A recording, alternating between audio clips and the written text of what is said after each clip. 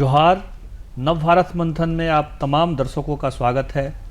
राष्ट्रीय एकता इस विषय को लेकर के समविमर्श के लिए, चर्चा के लिए हम लोग उपस्थित हुए हैं।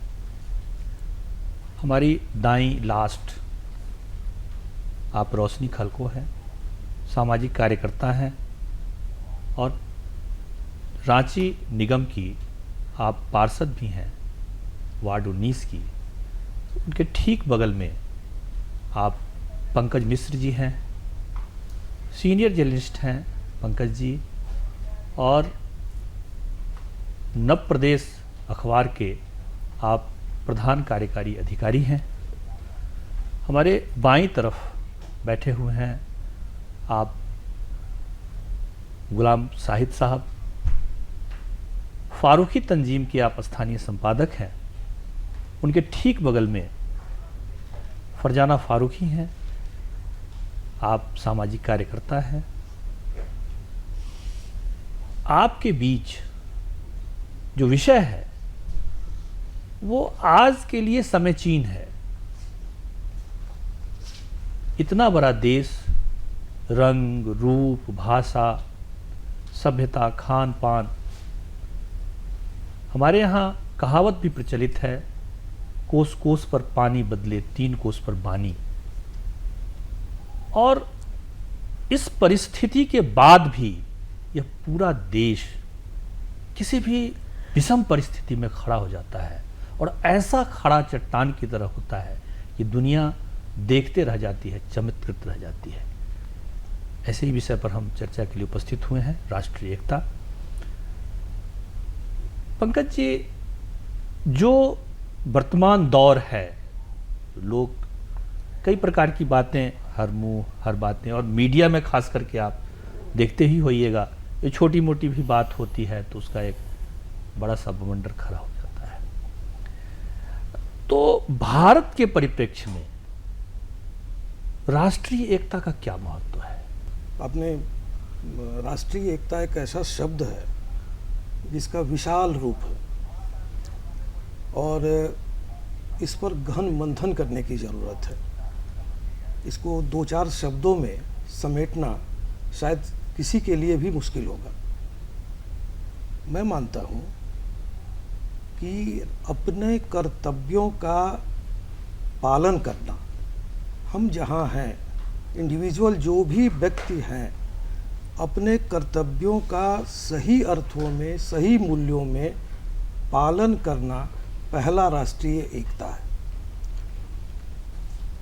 उसके बाद हमारी सोच इस दिशा में होनी चाहिए कि हमारे किसी भी क्रियाकलाप से हमारे देश को रत्ती भर का आंच ना आए। ये सोच विकसित होनी चाहिए प्रत्येक नागरिक में।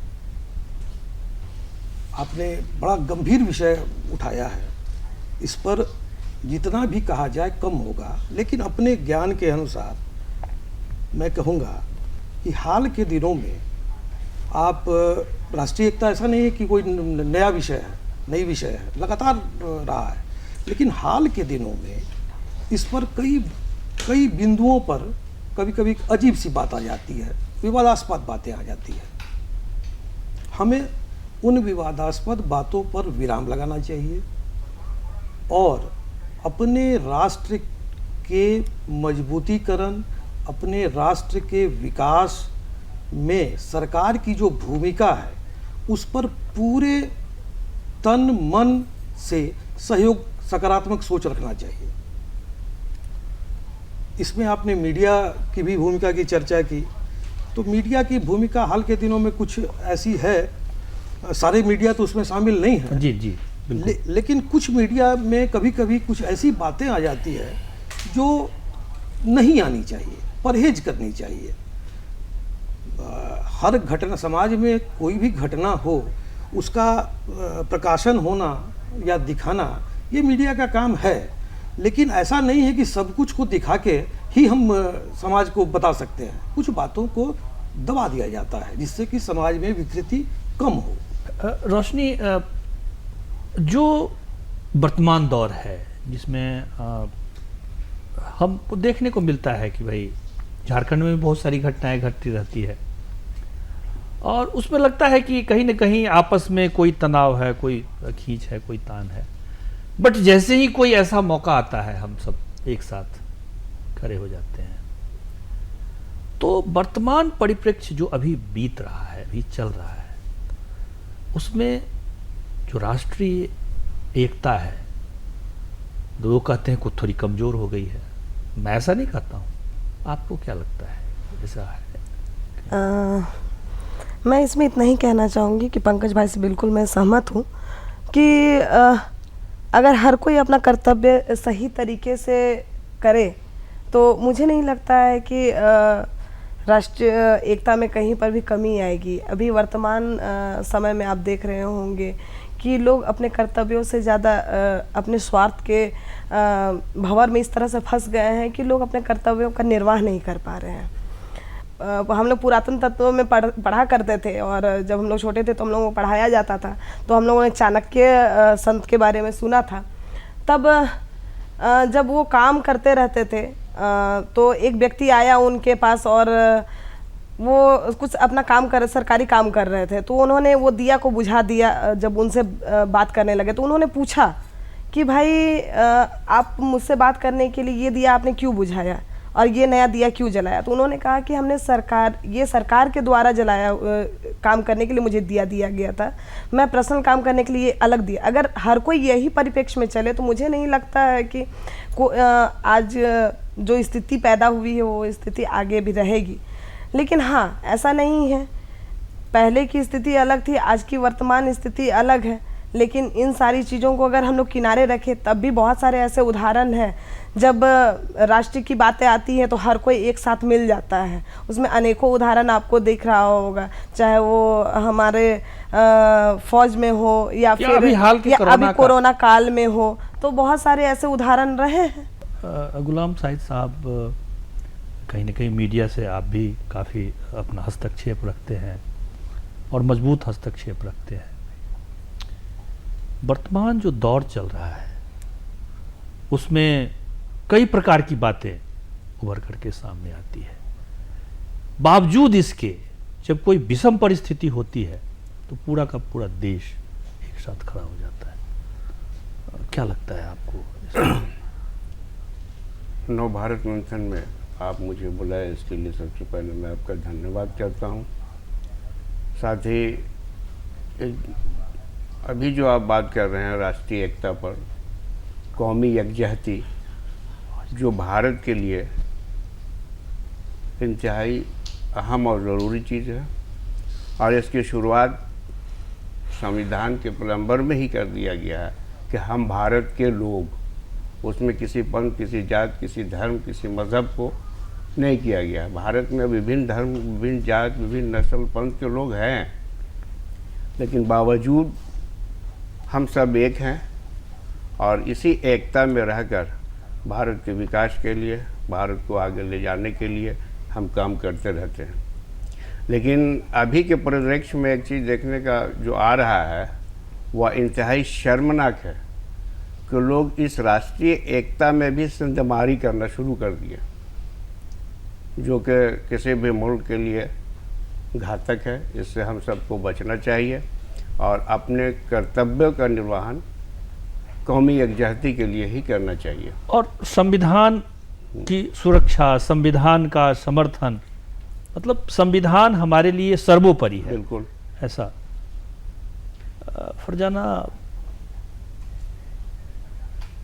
फरजाना, आप सामाजिक कार्यकर्ता हैं, समाज के बीच जाती हैं, देखती हैं। हम एक गीत भी गाते हैं कि रंग रूप वेशभूषा चाहे अनेक हैं। इस पूरे रंग रूप वेशभूषा के बाद भी भारत का जो माला है एक जैसा दिखता है, विभिन्न प्रकार के फूल हैं। तो इसमें अभी जो चर्चा हुई अधिकार का, फिर इसके बाद चर्चा हो रही कर्तव्य का। तो अधिकार तो है कि इस देश के हम नागरिक हैं, ये अधिकार है। कर्तव्य, जो राष्ट्रीय कर्तव्य है, वो हमारा क्या है? सबसे पहले तो जोहार गौतम जी, आपने मुझे इस स्टूडियो में आमंत्रित किया और साथ ही उन दर्शकों को भी मैं जोहार करती हूँ। राष्ट्रीय एकता जो हम लोग राष्ट्र में हैं, ये हम लोग सभी एकजुट है और सब विभिन्न रंग रूप के लोग यहाँ रहते, एक माला की तरह है और हमारे भी कर्तव्य हैं। और संविधान ने हमें शांति का संदेश देता है और संविधान की रक्षा करने का कर्तव्य भी है हमारा। जिस तरह से हिंदू जो है महाभारत, रामायण अपने ग्रंथ की रक्षा करते हैं या उनको पसंद करते हैं, और जैसे मुस्लिम भी करते हैं और बाइबिल ईसाई करते हैं, मुस्लिम कुरान की रक्षा करते हैं, उनकी इज्जत देते हैं, उसी तरह से हमारा संविधान जो है उनकी भी हमें रक्षा करनी चाहिए और उनको बचाने के लिए मुझे या हमें प्रयत्न रहना चाहिए। बहुत अच्छा।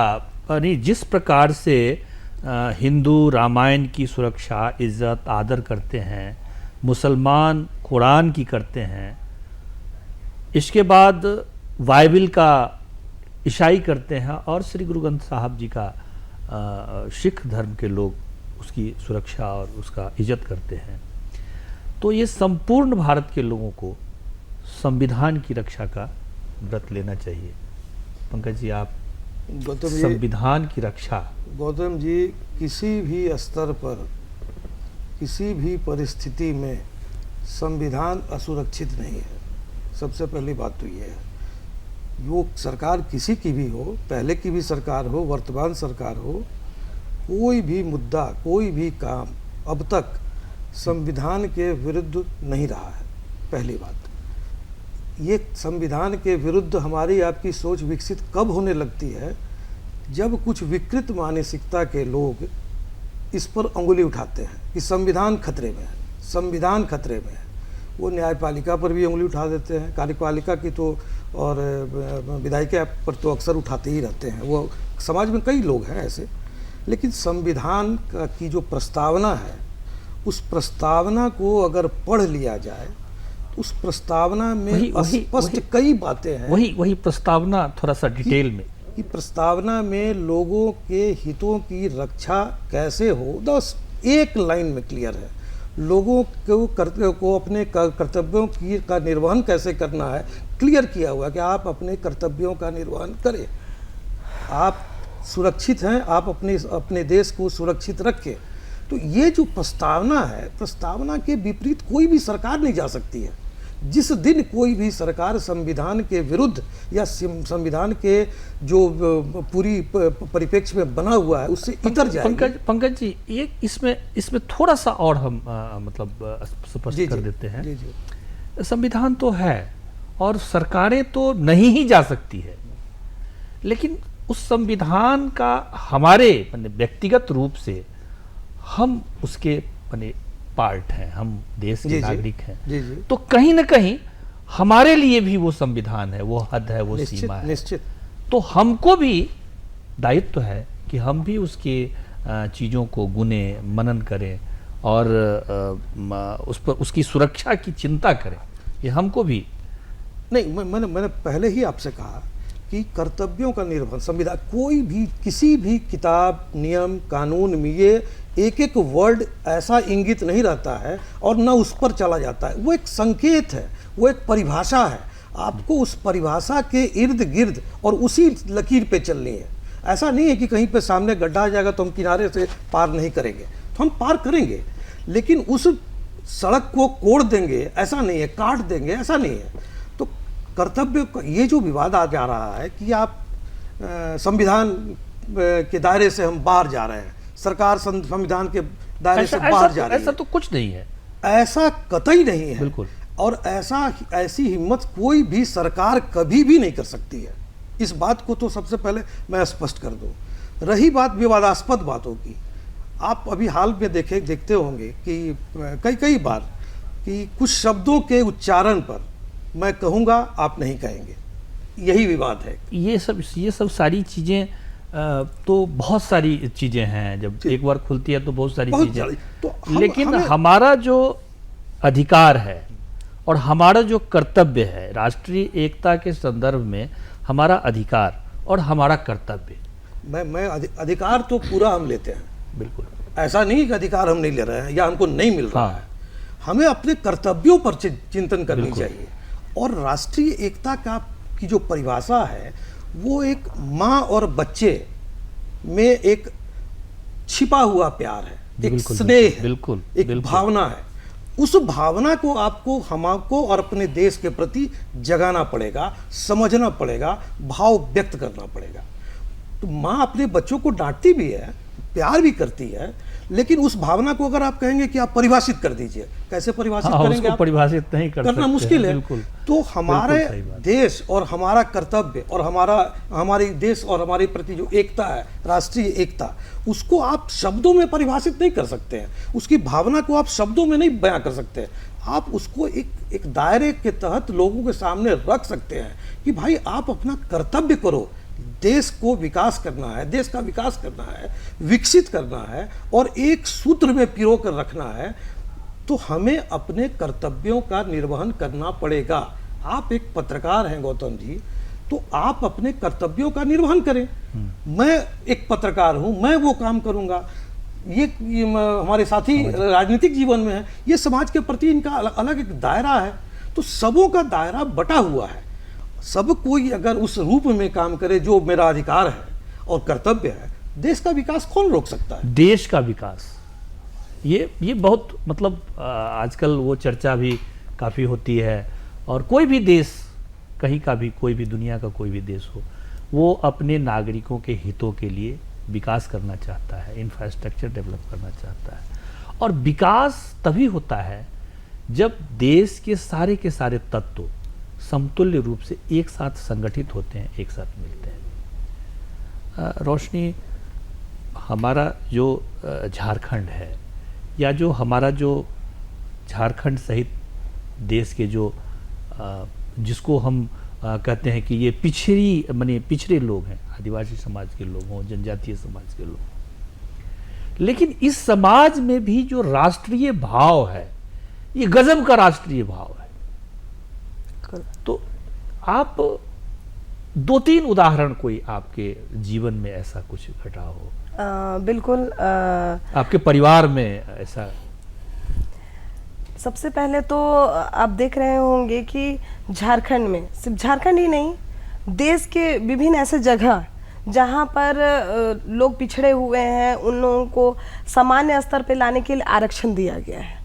और उसी आरक्षण के बदौलत आज मैं आपके सामने भी बैठी हूँ। अगर आप देखें तो हम लोगों को ST/SC आरक्षण मिला, जिसके आधार पर लोग चुनाव में आए, या फिर नौकरी में आ रहे हैं, या फिर अन्य और भी जगह में आ रहे हैं। तो ऐसा है कि आरक्षण के आधार पर हम लोग समतुल्य बना रहे हैं झारखंड को बाकियों के परिप्रेक्ष्य में। तो ये एक अच्छा उदाहरण है। इसके अलावा भी हम लोगों को एजुकेशन में आरक्षण मिलने की वजह से भी आज हम उनके समतुल्य पढ़ाई कर पा रहे हैं। क्योंकि यहाँ सिर्फ पिछड़ा वर्ग होने की वजह से यहाँ पर गरीबी बहुत है, तो ऐसे लोग पढ़ नहीं पा रहे थे। आज उन लोगों को एजुकेशन में आरक्षण मिलने की वजह से वो लोग बाकी सामान्य लोगों के बराबर पढ़ पा रहे हैं, तो वो आगे निकल पा रहे हैं। अब देखिए, संविधान में हम लोगों को आर्टिकल 15 से लेकर 25 तक में जितनी भी शक्तियां दी गई है, चाहे वो बोलने की हो, चाहे आप लिंग के आधार पे हो गए, या बाकी सारी चीज़ें हैं, तो भारत ने हमें सिखलाया और हमें इतनी शक्ति दी कि हम जो कमज़ोर है उसे भी खींचकर बराबर लेवल तक ला सके और सामान्य जीवन जी सके। उसके लिए बहुत सारे यहाँ उदाहरण हैं। आप देख रहे होंगे यहाँ पर कि जो कुछ नहीं थे, जो आज से जिन्हें कोई जानता नहीं था, सिमोन उरांव हो गए, जो कुछ कोई उन्हें जानता नहीं था, आज वो कहाँ हैं, या फिर रोशनी खलगो कहाँ है, आशा लकड़ा कहाँ है, ये सारे लोग दिखता है जी, ये समाज में दिख रहा है। बहुत सारे हमारे आदिवासी डॉक्टर हैं, आप देख रहे होंगे, जो कहाँ से कहाँ पहुँच गए। ये सब सरकार के द्वारा या फिर संविधान के द्वारा दी हुई शक्तियों का नतीजा है, जो हम लोग इस जगह पर हैं। बिल्कुल सही बात है। शाहिद गुलाम शाहिद साहब, हम साझी विरासत की बात करते हैं, और साझी विरासत की जब हम चर्चा करते हैं, बात करते हैं, तो कहीं न कहीं एक भक्ति आंदोलन है, या सूफी रहस्यवाद है, संतों की परंपरा है, ये कहीं न कहीं हमको बाध्य करता है एक दूसरे के साथ जुड़ने के लिए। बिल्कुल। तो ये जो गंगा जमनी तहजीब जिसको हम कहते हैं, यह गंगा जमनी तहजीब कहने के लिए कहते हैं गंगा जमनी तहजीब, लेकिन ये तहजीब या तो गंगा की ही या यमुना की ही है। जी।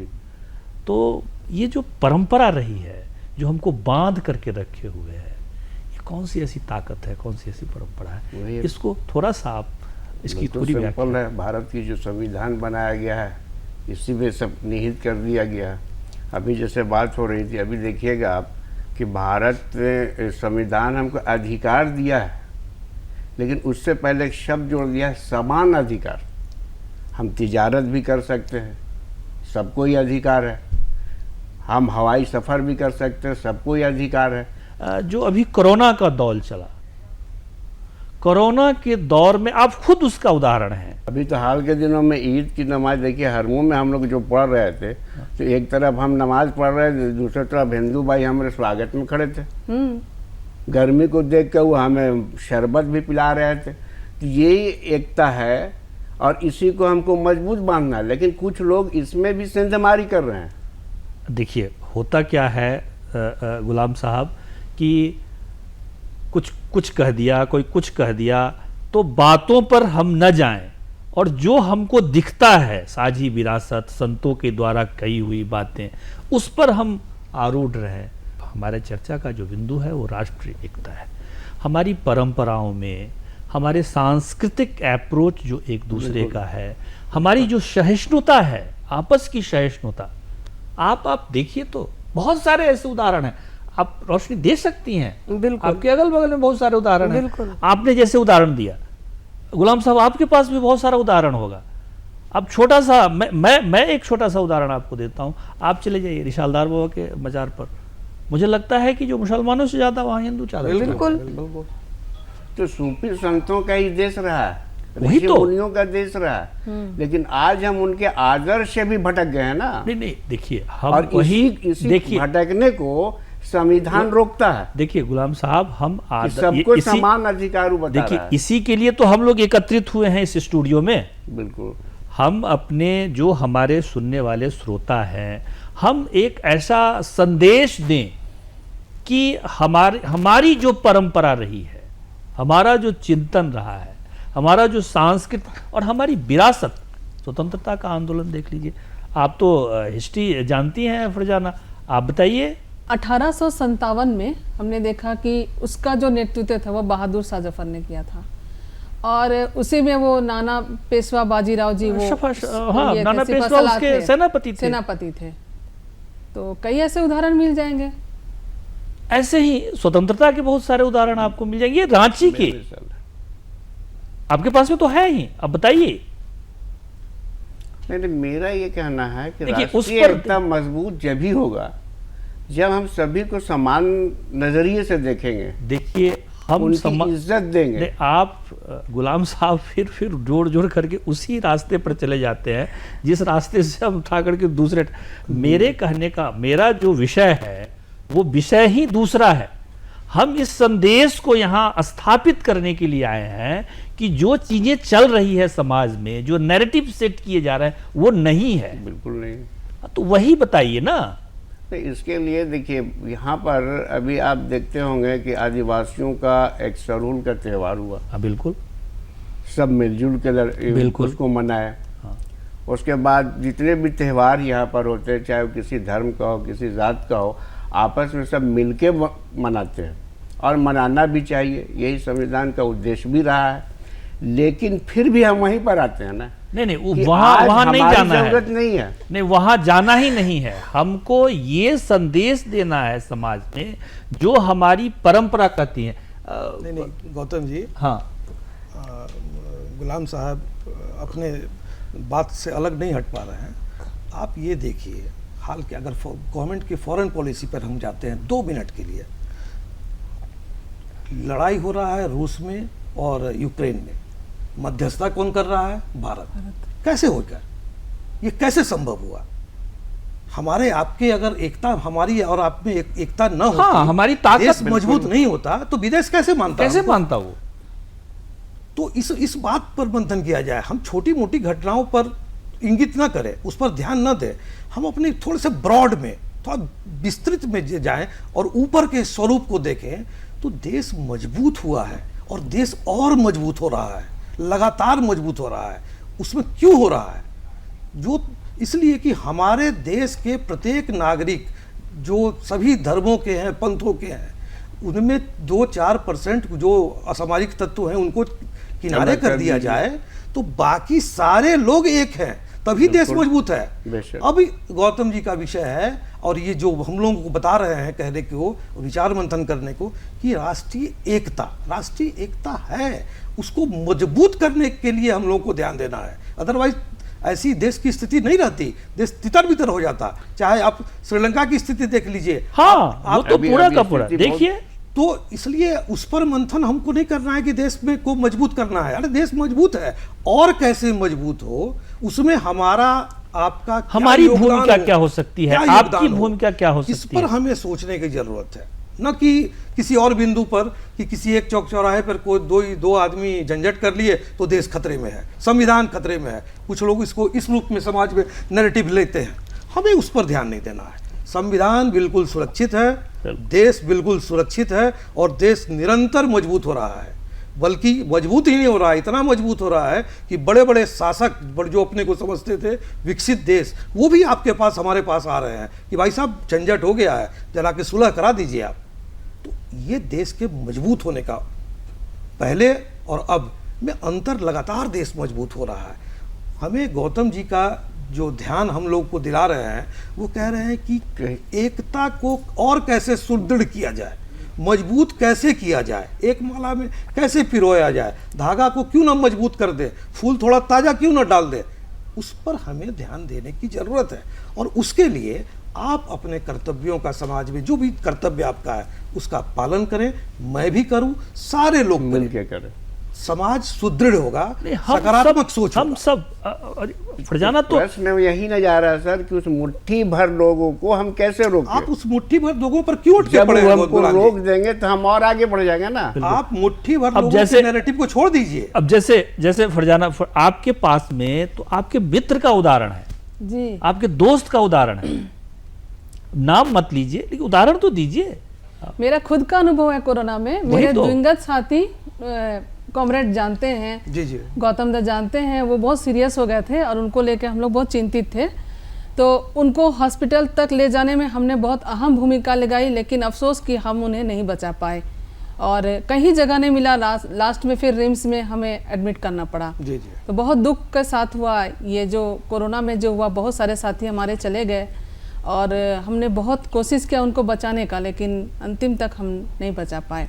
और कोरोना काल में तो हमने राशन का वितरण बहुत किया, लोगों तक, घर घर तक पहुंचाने का काम भी किया। वहाँ भी राष्ट्रीय एकता दिखने को मिली क्योंकि बहुत विभिन्न समुदाय के लोग मेरे पास आए और अभी भी विभिन्न समुदाय के रहते हुए अभी कुछ कुछ प्रोग्राम मैं आयोजित करती रहती हूँ। वहाँ पर भी राष्ट्रीय एकता देखने को मिलती है, जो गौतम दा जानते हैं। जी जी। कुछ ना कुछ एक्टिविटी मेरे मोहल्ले में होते रहती है, उन्हीं लोगों को लेकर, मुंडा समुदाय के अब लोग मैं हैं। तो चाहूंगा कि दर्शकों को आप बताइए कि कैसे आप कैसे छोटे स्तर पर राष्ट्रीय एकता का काम आप कर रही हैं, खुद कर रही हैं आप। जी, मैंने कई कार्यक्रम किए, बच्चों के साथ भी किए, महिलाओं के साथ भी किए और बच्चे काफ़ी उत्साहित होते हैं और पुरुष भी है। कुछ हमने लेबर कार्ड भी बनवाए जिससे बहुत सारे पुरुष भी हमारे संपर्क में हैं और महिलाएं करती है, हमेशा कदम से कदम मिला के चलती है। कई राजनीतिक क्षेत्र में भी आगे बढ़ रही है, हमारे साथ आंदोलन में भी आगे बढ़ रही है और हमेशा वो घर के काम के साथ रहते हुए बाहर के कामों को भी करती है, बच्चों को भी पढ़ा रही है। और जहाँ मेरा जो क्षेत्र है थोड़ा सा वो स्लम एरिया का क्षेत्र है, तो ऐसे क्षेत्र में मैं थोड़ा सा उन लोगों से बातचीत करती रहती हूँ, उनके क्या उनके समस्याएं हैं, तो उनके समस्याओं के साथ मैं खड़ी रहती हूँ। और बहुत सारे लोगों का मैंने लेबर कार्ड भी बनाया, इससे और लोग, मैंने सैकड़ों की संख्या में लोग मेरे साथ हैं जहाँ पर राष्ट्रीय एकता दिखने को मिलती है। तो उनके साथ 26 जनवरी का आयोजन कर लिया, कभी 15 अगस्त, कई बाल दिवस, कई महिला दिवस, यही कार्यक्रम आयोजित छोटे मोटे स्तर पर मैं करते रहती हूँ। रोशनी, मतलब अभी हम लोग काफ़ी चीज़ों पर चर्चा किए हैं।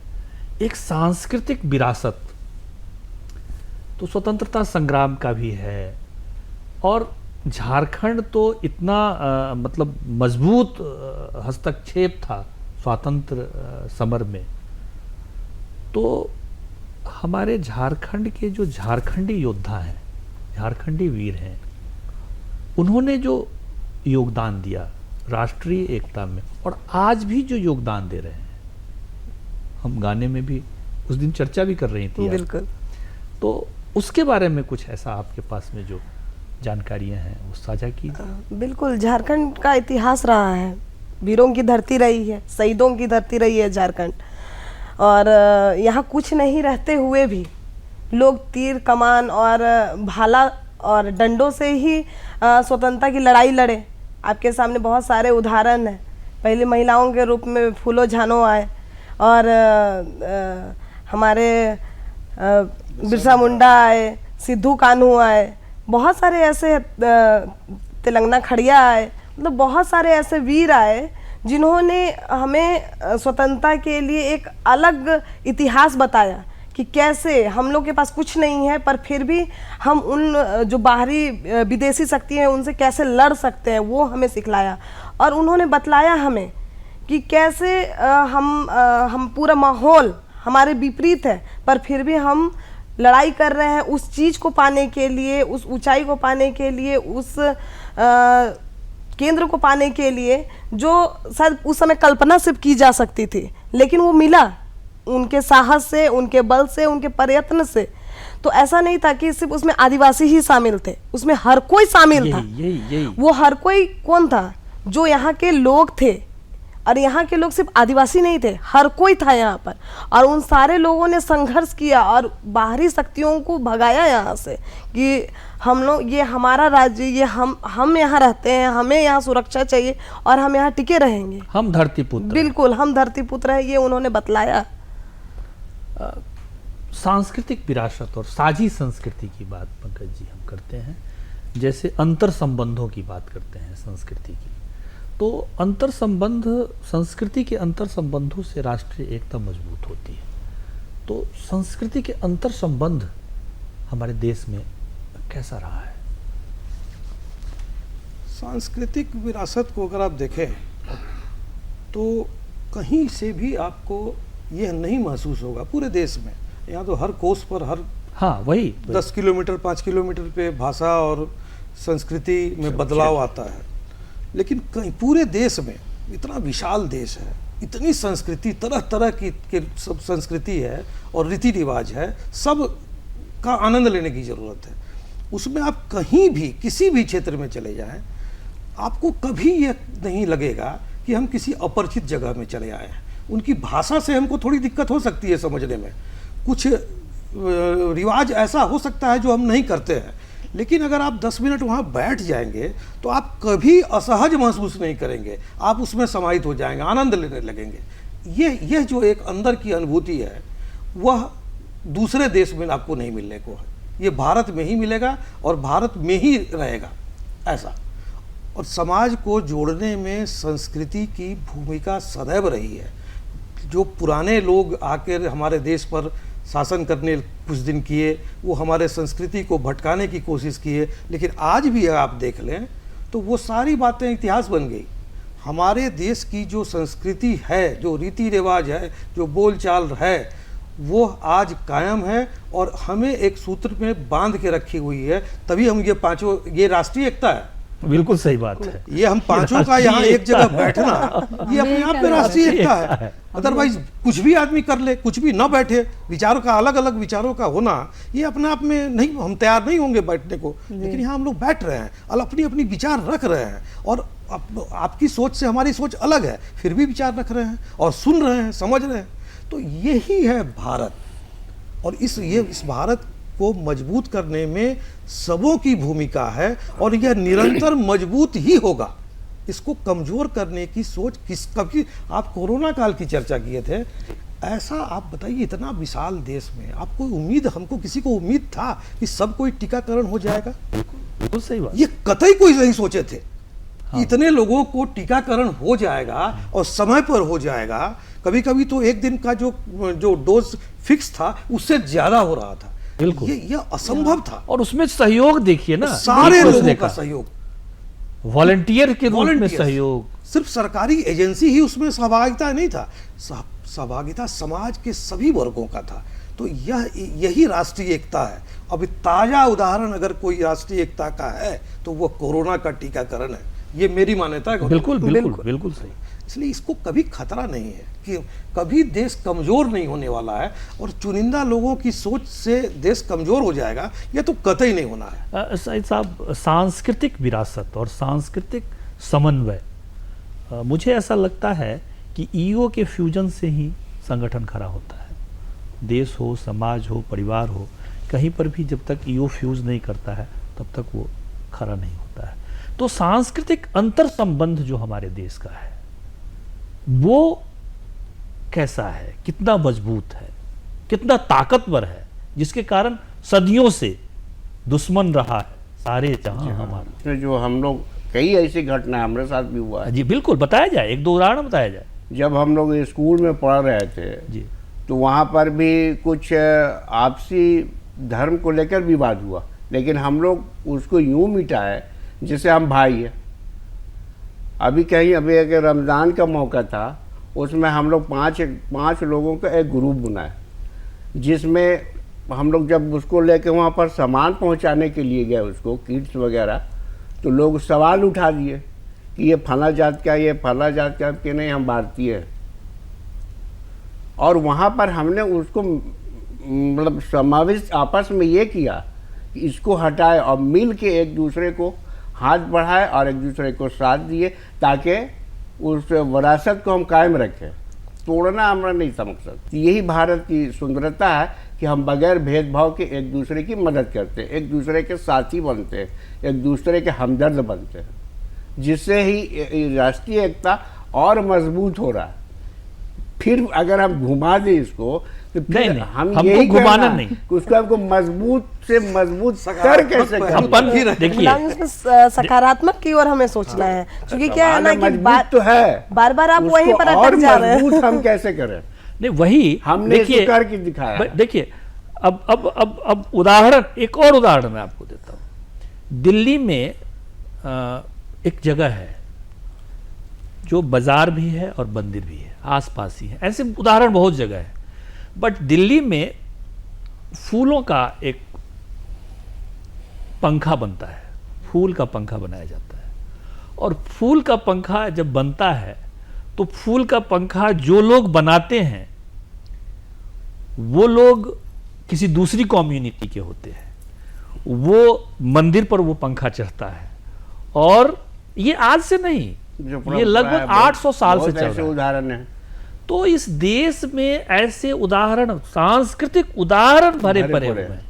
प्रजना, सांस्कृतिक विरासत जो हमारे देश में है, एक दूसरे को मिलने का, जुलने का, गुथने का, वो कहते हैं ना कि हद हद टपे सो औलिया, अनहद टपे सो पीर, हद अनहद दोनों टपे, बाको नाम फकीर। तो फकीरों के यहाँ जा करके जो हम सजदे करते हैं उसके कई उदाहरण हैं। आप एक दो उदाहरण बता सकते? जी, मुर्शिदाबाद से लेकर के यहाँ तक उदाहरण बता सकती हैं। हाँ, निजामुद्दीन औलिया का देख सकते हैं आप लोग, है ना। फिर ख्वाजा, ये हम लोग के जो यहाँ रांची के हैं, कुतुबुद्दीन रिसादा बाबा का मज़ार में देख सकते हैं। वहाँ भी हिंदुओं का तांता लगा रहता है, मुस्लिम तो जाते ही हैं, वहाँ भी रहता है। दिल्ली में भी देख सकते हैं। फिर हाजी अली मज़ार में भी जाके देख सकते हैं, बॉम्बे में। वहाँ भी आपको राष्ट्रीय एकता देखने को मिलेगी, बहुत भीड़ रहती है, लोग चादरें, जायरीन आती है वहाँ पर, चादरें चढ़ाती, मन्नतें करती, लोगों की आस्था है। तो आस्था जो है वो दिखता है, राष्ट्रीय एकता लोगों की आस्था है। उसी तरह से आप दशहरा में देखिएगा कि बहुत सारे मुस्लिम कारीगर यहाँ पर काम करते हैं, पूजा पंडालों में भी काम करते हैं। फिर होली में भी देखिएगा हम लोग एक दूसरे को रंग लगाते हैं, वहाँ भी राष्ट्रीय एकता दिखती है। अभी हम लोग ईद मिलन करेंगे, ईद मिलन में भी सभी जाति धर्म के लोग रहेंगे। आपको किसी ने रंग लगाया क्या? जरूर लगाए हैं। क्या बात है। देखिए शाहिद साहब, आपके बगल में उदाहरण है। इससे अच्छा हम आगे निकलिए, बेड़ो जाइए। हाँ, वही रांची उदाहरण। क्षेत्र में बेड़ो में साईं बाबा की मंदिर है। वहाँ जब लोग जमा होते हैं तो आप पहचान नहीं पाइएगा कौन किस जात धर्म का है। तो सब तो एक ही है, सब राष्ट्रीय एकता की ही बात कर रहे हैं। सांस्कृतिक एकता और सांस्कृतिक विरासत है, और इस सांस्कृतिक एकता को और बरकरार सांस्कृतिक रखना चाहिए। विरासत में अब झारखंड के कुछ गाने ऐसे हैं, आप बता सकती हैं उस गाने के बारे में, जो लगता है कि ये सांस्कृतिक एकता, सांस्कृतिक विरासत और सांस्कृतिक देश की एकता के लिए? जी बिल्कुल। झारखंड तो खैर अपने संगीत के लिए जाना ही जाता है। झारखंड में चलना ही जिसे बोला जाता है बाजा है और नृत्य है। तो यहाँ जे नाची से बाची, वो गुरुदेव जी ने कहा जी ही है बिल्कुल, आपने। गुरुदेव ने बोला है। तो झारखंड की पहचान ही रही है संगीत, और हमारे संगीत में बहुत सारे ऐसे शब्द डाले गए हैं जिसमें दिखता है कि कैसे राष्ट्रीय एकता उसमें है। जैसे पवन जी ने गाया था उसमें, ऊंचा नीचा पहाड़ पर्वत नदी नाला, तो उसमें पूरे झारखंड की व्याख्या की गई। उसमें कहीं नहीं बोला गया कि वो हिंदू है कि मुसलमान है कि आदिवासी है कि क्या है, लेकिन उसमें दिखा है, पूरा झारखंड की कल्पना उसमें की गई कि झारखंड में क्या क्या है। तो वो दिखाता था, एकता को बता रहा है कि ये झारखंड है, यहाँ पर हर कोई मिल के इस तरह से रहता है। यहाँ नदियाँ बहती है तो ऐसा नहीं है कि सिर्फ आदिवासियों को पानी दे रहा है भाई, ऐसा नहीं है, सारे लोगों को पानी दे रहा है। आप सिर्फ झारखंड की मत देखिए, आप देखिए कि जहाँ हम लोग अपने सांस्कृतिक में जाते हैं तो हम देखेंगे कि हम लोग मकर संक्रांति मनाते हैं। बिल्कुल, मकर संक्रांति एक बहुत बड़ा उदाहरण है सारे लोगों के लिए। बिहार में जिसे हम लोग मकर संक्रांति कहते हैं, उसे झारखंड में हम लोग टूसू पर्व के नाम से जानते हैं, जिसको हम लोग साउथ में पोंगल के नाम से जानेंगे, और असम में जाएंगे तो उसको हम बिहू के नाम से जानेंगे। वहीं लोहड़ी उसको बोला जाता है पंजाब में। तो मतलब अलग अलग तरीके से उसको बोला जाता है। सिर्फ वही नहीं, अगर हम सोहराई जिसे हम लोग बोलते हैं, हाँ। लोग उसे गोवर्धन पूजा कहते हैं, हाँ, बिल्कुल। और इसे पूरे देश में मनाया जाता है। तो सिर्फ झारखंड की ही बातें आप मत कीजिए, पूरे देश में इसको देखिए कि राष्ट्रीय एकता की कितनी बड़ी पहचान है, जो आपका कन्याकुमारी से लेकर आपका गंगोत्री तक। आप देखिए केदारनाथ में शिव जी बैठे हुए हैं, तो ऐसा नहीं है, नीचे आपका सोमनाथ में, गुजरात में सोमनाथ में शिव जी को बैठे हुए हैं। बैजनाथ धाम झारखंड में आपको मिलेगा। सिर्फ वही नहीं, आप साउथ में चले जाइए, वहाँ भी ज्योतिर्लिंग है। तो इस तरह से सारे चीज़ों को कनेक्ट किया हुआ है ये इस तरह से। तो मैं कहूँगी कि सांस्कृतिक लोगों को जोड़ रहा है कि कैसे हम लोग मजबूत हो रहे हैं। और आप मुंबई चले जाइएगा, महाराष्ट्र चले जाइएगा, वहाँ साईं जी का मंदिर है। हाँ, वहाँ साईं बाबा का बिल्कुल साईं बाबा का मंदिर है। वहाँ पर हिंदू हैं, हिंदू तो जाते ही जाते हैं, उसमें और भी बहुत सारे लोग जाते हैं। तो इतनी भीड़ रहती है कि वहाँ पता ही नहीं चलता है कि कौन क्या है क्या नहीं है। तो ये सारी चीज़ें दिखाता है। अब झारखंड में हम लोग जहाँ हम लोग का सिरा सीता है, वहाँ ऐसा नहीं है कि सिर्फ हम लोग आदिवासी लोग ही जाते हैं, वहाँ सारे लोग जाते हैं। वहाँ देखिए चूहा है, वहाँ पानी निकलता है। ऐसा नहीं है कि वो पानी सिर्फ हम ही लोग लेते हैं, और लोग भी उसके दर्शन के लिए जाते हैं। यहाँ अंजनी धाम है, अंजनी धाम में ऐसा थोड़ी है कि केवल हम ही लोग जाते हैं, सारे लोग जाके देखते हैं कि अंजनी धाम क्या है। तो ये यहाँ की संस्कृति को दिखा रहा है, यहाँ की परंपरा को बता रहा है, और लोग उससे जुड़ रहे हैं, उसकी आस्था से जोड़ रहे हैं कि किस तरह से वो लोगों को एक दूसरे को जोड़ रहा है। ऐसे अनेकों उदाहरण आपको मिल जाएंगे। अब कार्यक्रम के अंतिम चरण की तरफ हम लोग बढ़ रहे हैं पंकज जी। दो तीन बिंदुओं पर और हम लोग चर्चा करेंगे, जैसे सांस्कृतिक विरासत हुआ, आर्थिक, जैसे रोशनी ने बताया कि भाई आरक्षण के माध्यम से खींच करके नीचे से ऊपर लाया जा रहा है, या अल्पसंख्यकों को बहुत सारे अधिकार संविधान में दिए गए हैं, या शेड्यूल कास्ट को भी बहुत सारे ऐसे अधिकार हैं। तो इस देश में तिजारत करने का, व्यापार करने का, वो बहुत सारा मतलब है संविधान, लेकिन समाज भी इसको काफ़ी गंभीरता के साथ लेता है और एक दूसरे को सहयोग करता है। फिर वही उसी कालखंड पे आएंगे जो एक विकट स्थिति पूरे विश्व में था कोरोना काल जी। का। वो एक ज्वलंत उदाहरण है। बहुत उससे उस कालखंड को बहुत बुरा है, कभी ना आए, लेकिन उससे बहुत कुछ ज्ञान सीखने को मिला है। बहुत कुछ उसमें ऐसा छिपा हुआ था जो हम लोग समझ नहीं पा रहे थे, बिखराव था, लेकिन वो जोड़ा है। आप जिस स्थिति में मीडिया के माध्यम से आप देखे होंगे कि बेरोजगार हो गए लोग जा रहे हैं, पलाए वापस अपने घर आ रहे हैं, ऐसी ऐसी तस्वीरें देखने को मिली जो चिंतनीय थी। लेकिन वहीं पर उसका दूसरा पहलू अगर आप देखें तो लोगों का सहयोग, जिस शहर से गांव से लोग पार कर रहे हैं वहाँ के लोग उनको सहयोग कर रहे हैं, भोजन करा रहे हैं, भोजन करवा रहे हैं। सरकारें तो अपना दायित्व का निर्वहन कर ही रही थी जो उनके दायरे में था, लेकिन लोगों की सहभागिता, समाज की सहभागिता पूरे परिदृश्य को आपको माने अंदर से एक भावनात्मक फीलिंग ला रहा था। मैंने लग रहा है कि हम कैसे? खुद जा रहे हैं सड़क पर, गांव किसी का, राहगीर कोई और खड़ा है कोई और स्वागत करने के लिए, भोजन कराने के लिए। तो ये सब एक समाज को जोड़ता है। उसमें भी अब कमियां निकालना तो वो अलग दृष्टिकोण है, हम उस दृष्टिकोण पर प्रकाश नहीं डालते हैं। सरकार अपने दायित्व का निर्वहन बखूबी करती है, कोई भी सरकार हो वो अपने दायित्व का निर्वहन पीछे नहीं रहती है। समाज का उससे ज़्यादा दायित्व बन जाता है समाज का कि वह क्या कर रही है। उसका ज्वलंत उदाहरण है गौतम जी कोरोना काल, कि ऐसा कोई गांव, ऐसा कोई सड़क आपको नहीं नज़र आया होगा जिसके अगल बगल के रहने वाले सपोर्ट न किए हों उन राहगीरों को।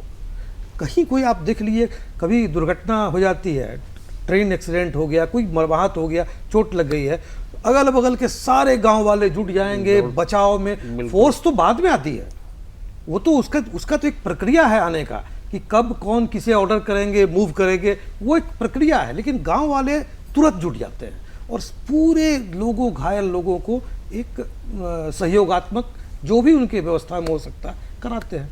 इसलिए समाज का दायित्व का निर्वहन कर रही है और करती रहेगी। इसको आप कभी मतलब इतना विशाल देश है कि कमियां थोड़ी बहुत कहीं भी है, लेकिन इसका मतलब ये कतई मतलब नहीं है कि राष्ट्रीय एकता खतरे में है या संविधान खतरे में है। ये देश इतना मजबूत है जिसकी परिकल्पना कोई कर नहीं सकता है। शाहिद साहब, आर्थिक, एक दूसरे का आर्थिक संबंध जो है, रोटी बेटी का तो संबंध है ही समाज में, तो दिखता है, लेकिन एक दूसरे के साथ जो आर्थिक संबंध है, आर्थिक जुड़ाव है, ये भी कहीं ना कहीं हमारे राष्ट्रीय एकता को मजबूत करता है। आपके पास में बहुत सारे उदाहरण होंगे। बिल्कुल। अभी हमारा एक मित्र था लोकेश कुमार केसरी, वो हॉस्पिटलाइज थे किसी कारण से, बहुत गरीब था, पैसा नहीं था। उसी का बगल में एक रहता था मोहम्मद समद आलम। वो इसको इस तरह से सहयोग किए कि जैसे वो दोनों एक माँ के पुत्र हैं। इससे बड़ा और क्या उदाहरण मिलेगा कि बिल्कुल, कि बीमार पड़ा है, मर रहा है लोकेश केसरी, उसका सहयोग और साथ देख रहा है मोहम्मद समद, और पता ही नहीं चल रहा है कि दोनों एक माँ के पुत्र है या नहीं। तो यही हमारे भारत की लोग मतलब राष्ट्रीय एकता में एक मजबूत स्तंभ है। और ऐसे कई घटना है।